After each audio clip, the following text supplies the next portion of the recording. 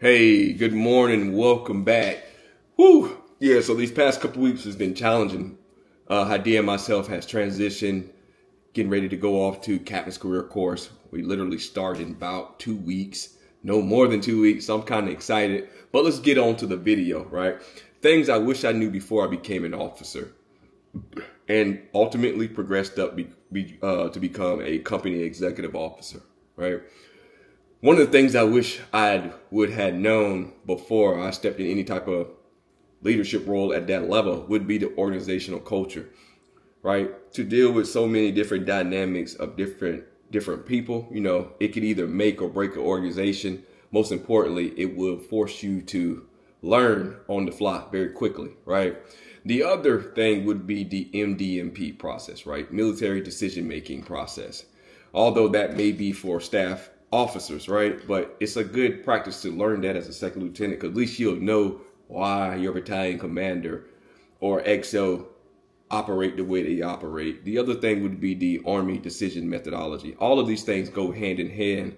So the sooner you learn these different functionalities, the better you would become as progressing as an officer, the more deliberate and thoughtful you will become, right? Now, the other good part about the stuff is the GCSS Army, right? And the bill of material. As far as the GCSS Army, as a company XO, you basically run the maintenance of the organization, right? So understanding where parts are located at, how to get parts ordered, how to work with the motor pool maintenance personnel to make sure your vehicle get repaired. All of that comes into play. So it's all about fostering relationships, right, with individuals. Then the bill of material. Understanding how to read a bill of material can be tricky if you do not have the foundation down. I would suggest have a solid, I'm gonna say it again, solid NCO there who understands what each piece of equipment is, and then they should be able to break it down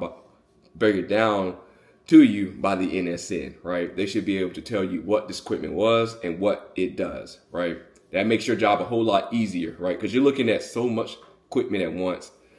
How to read a hand receipt is another part. So take the time, read your hand receipt. Don't rush through it. Don't sign for items that you do not physically see. Sign for items that you have visually and physically, and you can verify that item. Understanding the correct formatting for a memorandum. Man, this memorandum is always a challenge, but when you look across all the branches, the memorandums are all lined up the same. So that's a good thing. Understanding the formatting of a memorandum. Motor pool maintenance. I already touched on motor pool maintenance as a company XO. As a junior officer, you will be engaged with motor pool maintenance, and you will have to talk with motor pool reps to make sure your equipment is getting up to speed and making sure that it reports accurately. Report green at whatever command and staff, whatever meeting you go to with your higher officer, right? An XO, if nobody told you, an XO basically runs the daily operations of the company, right? You are like literally the go-to guy, right? The next thing that you should possibly learn, right, as you're progressing as a staff officer is the historical CONOPS, right? What I mean by historical CONOPS, meaning that I'm pretty sure whatever mission you're trying to do, there was a CONOP generated and built for that mission. So take the time to find that CONOP and don't recreate the wheel. Improve what is already in place, and you'll be okay. Also, your point of contacts for your SMEs, your subject matter experts, they could be lifesavers at any given time. Whenever your system goes down or whenever you need a subject matter expert's opinion, they're there to help you. So have your subject matter expert point of contact list there for you. It makes your job a whole lot easier. Dealing with complex challenges as an XO, time management and setting priorities. You have priorities of your company commander, you have priorities of your battalion commander, maybe of your battalion XO. So you got 3 different priorities that you had to set and also manage the time into these different priorities, right? Supporting not only your commander's intent, but others' commanders' intents, right?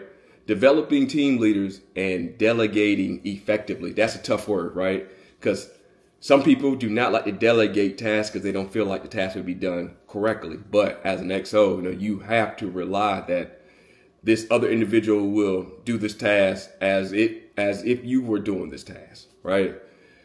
Finally, work-life balance. As you find yourself doing everything I just listed off, you have to take the time to disconnect from the daily routines of work, right? Recharge and prepare for the next day. So things I wish I knew as becoming an officer and progressing to a company XO. These are things that I want to share with you. Thanks for watching Family Matters.